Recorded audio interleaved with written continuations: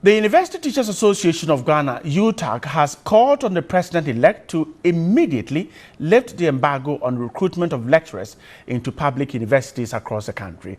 The national president, Dr. Harry Agbanu, was worried any further delay would affect courses to be run in the next academic year. Government placed an embargo on recruitment of lecturers into the universities 3 years ago. The situation, according to UTAG, affected academic work due to some lecturers retiring and increasing the workload on those who were left. In the case of the University of Ghana, its management used internally generated funds to recruit over 100 lecturers. For these reasons, UTAG has called on new administration to lift the embargo on recruitment of lecturers to allow new courses to be run. If, for example, next academic year, these courses must be mounted and all that, everything must be in place for the course to take off. You cannot, for example, school has reopened in September and government is now allowing for recruitment in November. It does not make for smooth running of the universities. According to UTAG, it is also worried about the inadequate amount paid to them for their book and research allowance. Currently, government pays $1,500 for the book allowance, while 500 cedis is paid for the research allowance. UTAG, however, indicated that 2 years ago, it asked for $2,000 for the book allowance, while it requested $3,000 for the research allowance. If you don't peg it at the dollar rate, anytime the CD falls, then the lecturer is at a disadvantage and cannot do anything. So we think that if we sit with the incoming government, we can have very fruitful discussions. In a related development, the association has again charged the new government to be prompt in providing subvention to public universities. Funds are inadequate and they also don't come in time enough for, the institutions to be able to do any meaningful planning. They have to resort to borrowing money from the banks and with interest. And when finally government releases the money, it does not pay for the interest. So the investors are constantly in debt. Let's stay on education. Names of 13,342 teachers will be deleted from government payroll from January 2017. The Fair Wages and Salaries Commission says the affected teachers might have submitted fake documents during the validation exercise. The Fair Wages and Salaries Commission is the lead facilitator of the teachers' validation exercise. According to the team, it received 117,232 documents from teachers nationwide between February and December to be validated. Out of this, 68,521 were validated, while the rest had queries which included wrong certification and fake documents. Based on that, the validation team approved 42,347 names out of 68,521 to be paid by the Controller and Accountant General's Department. The Chief Executive Officer of the Fair Wages and Salaries Commission, Judge Smith Graham, said teachers whose documents were found to be fake will be taken off the payroll. Moving forward, some of these issues, a decisive action will have to be taken. Delete them from the payroll. Let them come forward if they exist. If they exist and they come forward immediately, it is restored. There should be an office that those people can easily call and give all the necessary information that they have to give. And once the information is given, the office informs controller and it is restored immediately the following month. The outstanding salary arrears of the affected teachers would be kept in separate accounts at the Controller and Accountant General's Department until their issues are dealt with for them to be paid. Although the validation exercise has officially ended, the audit service is expected to work on the rest of the documents in its offices. The General Secretary of the Ghana National Association of Teachers, NAT, David Ofere-Champon, has again called on government to abolish the 3-month payment policy to reduce workload on validation team. Previously, when you are employed and it takes you 6 months to get your salary worked out, you are paid all your 6 months and then going forward, there's no problem. So we think that for validation to cease, that policy must be scrapped.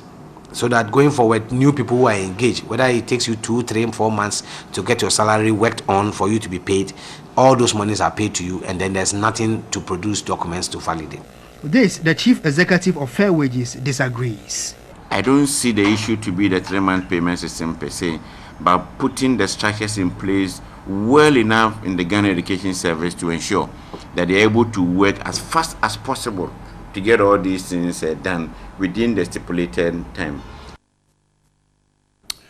All right, let's quickly find out how the teachers will deal with this. Keen Ali Awudu is the national president of the Coalition of Concerned Teachers. He's just joined me on the phone lines. Keen Awudu, grateful for your time tonight. Good evening. Now, let's start from here. This is indeed a blow to the affected teachers. How do you intend to deal with your members who might have been affected? Thank you very much, and good evening to all your listeners. And happy holidays as well. Grateful. I would say that these 13,000 plus names that they are talking about will be just like a policeman or a CID person arresting somebody. The person is a suspect until proven guilty. So for now, these 13,000 names that they are talking about, they can never, and we will never sit down to allow the Fair Wages, GES, Ministry of Education, or whichever body that is involved to just go deleting names of teachers and what have you. Now, the Fair Wages and Salaries Commission, what kind of deep insights have they done for them to say that somebody submitted fake documents and all that?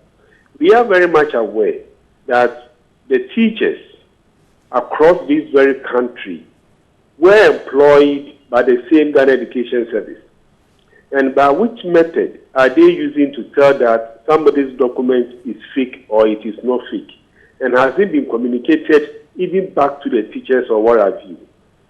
Anyway, I will reserve a lot of my comments because listening to him, he says that they are going to engage the teacher unions. And indeed, they will first have to engage us for us to know indeed what the problem is before a teacher will be deleted from payroll or not.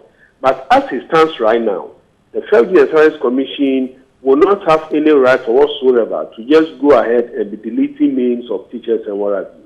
I see. Is that to suggest that you don't think that any teacher working in the country can have forged or fake certificates? You see, we've met on this particular issue before. And the issue that we even raised is that the Fair Wages and Salaries Commission has been talking always about teachers using fake documents and all that. And we, the unions, we even gave them our mandate that they should even go ahead and arrest those people whom they believe that have presented fake documents for them to be employed into public service and therefore withdrawing government money illegally, prosecute them and then throw them into jail. All these things have not been done. We have not seen a single person who has been sent before the court and proving that the documents for which he gained employment into the public service was a fake one, and so therefore that particular teacher has been convicted or has been asked to refund all monies paid to him by the state. So the Fair Wages and Salaries Commission, in a way, have not done its thorough job. Who and who have they arrested? And how deep have they even communicated this information to the teachers on the ground? So let me tell you something. Some of these teachers applied for the arrears for the past 2 years, 3 years, and they applied for the arrears. Sometimes, by the time documents are even moved from the district through the region up to Ghana Education Service, some of the attachments are torn, some of them are removed. So if, for example, you are doing validation, then you realize that a particular teacher certificate is missing among the lot of documents that he presented. It does not necessarily mean that that particular teacher is not in the system, or that particular teacher does not have a certificate in the system and the person is teaching. There's a possibility that along the line of transporting documents or whatever, some of the attachments were detached. Also, there's also the possibility that a lot of these teachers apply for the arrears with the IPPD coordinated in the various educational institutions in the district, not giving them the right information about the various kind of attachments. So a lot of them submit documents for the arrears without adding some of the necessary attachments because they themselves do not know the kind of attachment that they should add because the RPPD coordinators do not give them the right information and all that. The entire thing is so complex. That is why way back in 2013, when Honorable Secretary introduced this 3-month pay policy, we, the teacher unions, were never happy about it because nothing was put in place to mitigate a lot of the shortfalls that will come. How could somebody be working for 2 years and then you pay the person 3 months? Now it is time for you to pay the person the rest of the money. Then you come back and say that particular person gained employment with fake documents. Then what are you doing with the directors of education, ranging from Director General to the District Director of Education, that gave that particular person employment in the first place? I see. Kinaudu. Yes, sir. Before you go, so for you, you simply asking your members who have been affected to go back and perhaps any document that is missing, just produce them. They should make available to us those 13,000 names, and we will know how to reach out to our people. Okay. And indeed, we are going to resist any form of deletion. I'm grateful. King Ali Awudu is the national president of the Coalition of Concerned Teachers. They're talking to me about the deletion of more than 13,000 names of teachers from government payroll next year for what is alleged to be the use of fake or forged documents. We'll